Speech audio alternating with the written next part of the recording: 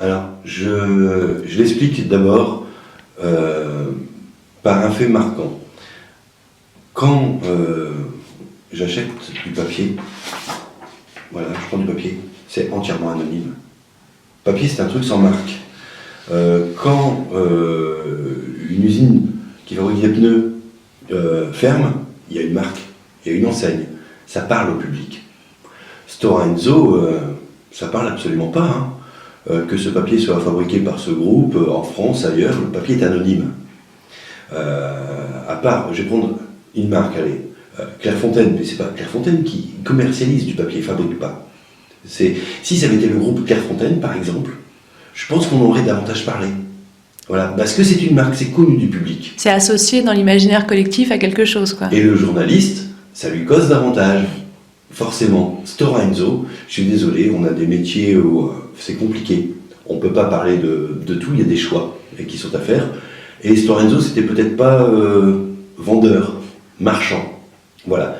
Donc ça peut en partie expliquer le fait que le papier soit quelque chose de très anonyme. Le fait également que ça se passe en Nord-Pas-de-Calais, à Corbehem, alors que des fermetures d'usines, ben voilà, il y en a plus d'une, c'est pas l'unique, c'est pas la seule. Par contre, l'attitude du groupe, ça c'est incroyable parce que on a l'impression de retomber dans un cynisme qui est peut-être l'équivalent de ce qu'ont connu les ex-Metal Europe ou encore les ex-Samsonites. C'est exactement la même chose. Moi, j'associe à ça. Et on peut se dire, mais pourquoi on me laisse mourir comme ça? Qu'est-ce que je dois faire? Moi, je me souviens de ces salariés qui disaient, mais Hervé, qu'est-ce qu'il faut faire pour ramener la télé? On va aller bloquer la barrière de péage, on va blanchir, parce que quand ils disaient on va blanchir, c'est imaginer le papier qui était déversé, et ça devient tout blanc, et c'est une autoroute blanche, c'est merveilleux en même temps, hein, voilà. Peut-être parfois dangereux quand il pleut dessus, parce que ça fait un truc qui glisse, et que malgré tout ça, malgré tout, il n'y avait pas la presse nationale qui est passée. Si, il y a eu un entrefilé sur la une lors de la visite de M. Montebourg.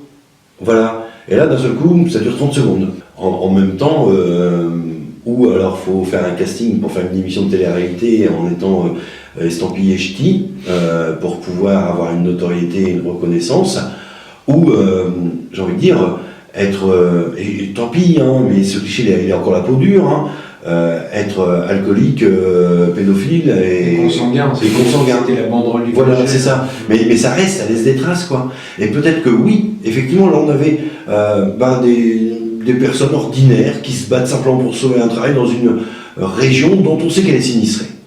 Voilà, c'est pas la peine. Le Nord-Pas-de-Calais, c'est le tiers-monde de la France, soyons clairs. C'est éligible à des fonds européens qui sont également dédiés à l'Europe de l'Est, sur les mêmes politiques d'accompagnement, pour vous dire un petit peu, quoi. Donc, c'est normal, quoi, qu'ils se prennent en charge, mais... Donc, est-ce que c'est snobé ou méprisé par une presse parisienne? Peut-être, je sais pas. Maintenant, je connais également les difficultés de ces médias, je connais la difficulté du métier de journaliste. Qui, aujourd'hui, peut encore envoyer un journaliste en disant « tu vas les suivre, Coco ».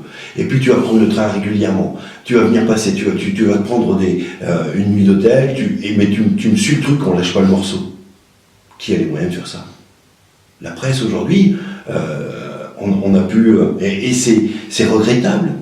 Moi je le fais, mais à quel prix? Ici, localement.